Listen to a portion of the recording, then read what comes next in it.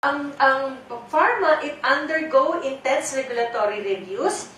Ang nutraceutical, no strict regulating laws governing health supplement. Ang Nutra, meron silang Herxheimer reaction. Ang pharma, it comes with various side effect.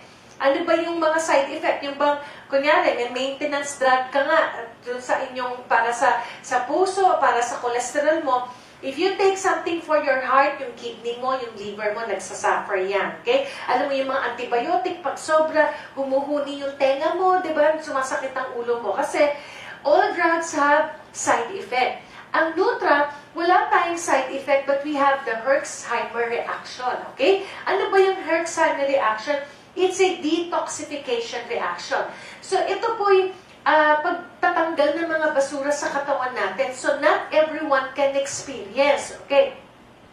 Kung sakaling maka-experience ng ganito, normal sila. Okay? From days to a few weeks, detoxification reaction in the body.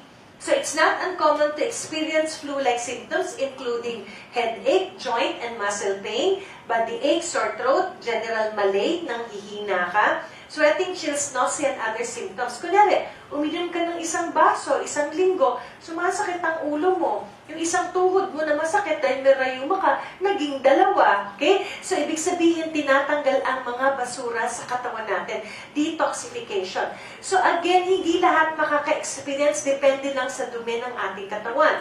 So, this is normal and even healthy reaction that indicates that parasites, fungus, viruses, bacteria, or other pathogens are being effectively killed o pinapatay nila. So, wag tayong matakot.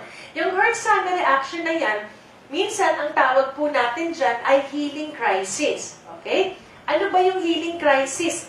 Okay? Healing crisis, ibig sabihin gumagaling, tinatanggal na yung mga basura sa katawan. Pwedeng ilabas through the nose. Okay? Bakit ganun? Sabi mo, Miss Bing, wala naman akong sipon. Uminom ako ng vitamin C. Lalo akong sinisipon. Mainit naman, di ba? So, ibig sabihin, tinatanggal niyo yung mga dumi through the nose. Pwede rin ilabas through the mouth. Okay? Yung mga plema. Kaya nga minsan, sinasabi ko, yung plema, inilululon. Inabas natin yung plema kasi madumi sila. Okay? Hindi na dapat nagsistay. Imagine mo yung mga taong may mga mga pneumonia, meron silang mga asthma, di ba? Nebulizer ang kailangan, tinutunaw pa, tapos ilalabas. So, dapat ilabas natin sila sa lungs natin in a natural way. Okay? Through the mouth, through the skin, maya't-maya, meron kang mga kati-kati sa skin mo, yung pimples mo na 3, ginamit mo yung sabon natin, naging 5, okay? So, kasi nilalabas through the skin. If you've experienced this, huwag matakot, di ba? Yung ating deodorant, mabaho. Bakit ganun? Ginamit ko mabaho. Yung pala, tinatanggal yung mga basura through the armpits natin, no? So, normal dan.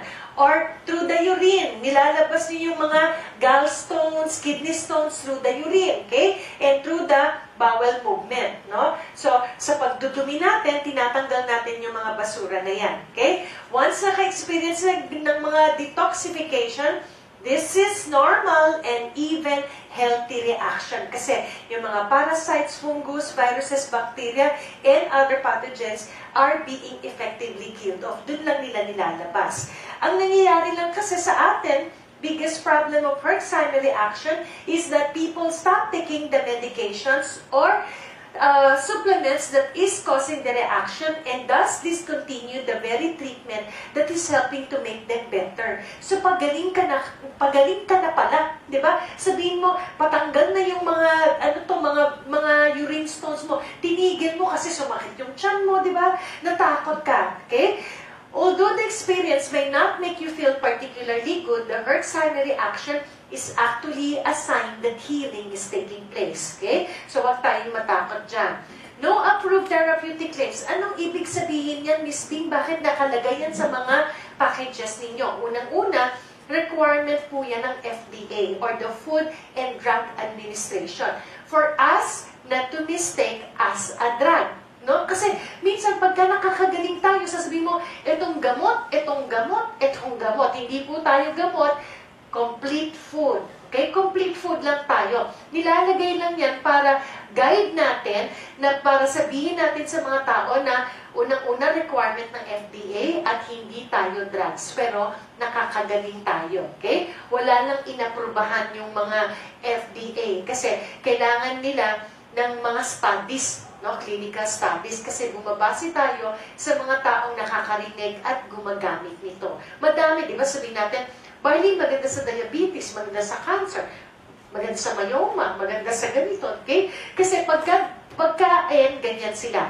Pagka drugs, isang gamot, isang sakit. Ganyan sila. Okay? So, wala nang inaaprubahan ng FDA. So, ganyan ang pagpapaliwanag. Sabi, o nga, no? Wala pala itong therapeutic claims, di ba? Wala lang inaprubahan. Okay? Kasi nga, hindi tayo gamot. We are just food. Okay? So, nakakatawa since we are not drugs, but we are listed under the Philippine Product Directory or the PPD. Ano ba yung PPD na yan? Okay? Pharmaceutical Products Directory is a comprehensive listing of pharmaceutical drugs available in the Philippines. Annually reviewed by a competent and highly technical editorial staff, PPD information is accurate and up-to-date. It is considered as an essential tool for medical practitioners for their daily clinical and hospital practice. Ang mga doktor, ito po yung kanilang Biblia. Tinitignan nila dyan. Kunyari, ang gamot na iniinom mo, maintenance, myocarditis. Diba? Para sa, ano yan, sa puso, sa ano to. Doon sa gamot na yun, baka meron silang mamimension ng mga 20 na side effect. Okay? Since you are taking that kind of drug, mga 3, 5, 2, magmamanifest sa'yo. Kasi nga, drugs merong side effect. Kaya inaaral ng doktor din kung ano yung ibibigay na gamot sa atin. Pero hindi tayo gamot, nakalista tayo dito. Kaya pwede natin sabihin sa mga doktor, Dok, nakalista po kami. So, Sante Barley Pure Capsules, no? Nakalagay doon. So, anong indications para saan? Antioxidant, anti-aging, boost the immune system, and prevents anemia. Ilan ang dosage? Ilan ang iinumin? 3 capsules twice daily. Precautions, hindi siya pwede sa pregnant, nursing, and allergic to barley grass. Pero all the rest, pwede sila. Okay? Ito yung standard daily intake or guide natin para malaman natin kung ano yung paggamit. Okay? So, pagka-preventive maintenance, wala ka namang sakit. Okay? You just want to have prevention kasi may lahi na kayong cancer, may lahi ng diabetes. Pwedeng uminom ng barley, isang sachet o 2 sa isang buong araw. O kaya pag capsules naman, 6 to 12. Kasi ang isang sachet equivalent to 6 capsules. Pagka-therapeutic naman, minor to moderate. Ibig sabihin, Miss Bing diabetes, nag-i-insulin na siya. Okay? O pwede naman makatulong ang ating barley, pero ang pag-inom, 2 to 4 sachets in a day. Okay? Guide lang po natin yan. O kunyari, Miss Bing, cancer stage 3, stage 4, pwede pa ba?